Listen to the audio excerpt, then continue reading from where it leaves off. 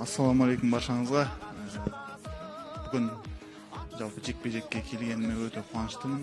Бұл біздің жекпе-жек, біздің шоу. Сондықтан енді ол алдыңғы жекпе-жектегі нокауттар олар тек бастамасы ғана болған болатын. Құдай қаласа, ертеңгі жекпе-жекте өте жақсы өнер көресіздер, жақсы нокаут көресіздер, қатты соққылар көресіздер. Бірақ мен чемпиондармен шығуға келдім. Мен чемпион болғаннан кейін чемпиондармен шығу керекпін. Келесі жекпе-жектерде Құдай қаласа топ рэнк болбарым атамыз сол мақсаттарымызды орындап береді деп ойлаймын. Чемпион қазақ елі 12 раунд бокстасты, 12-сінде ұтып шықты, әр раунд ұтып шықты.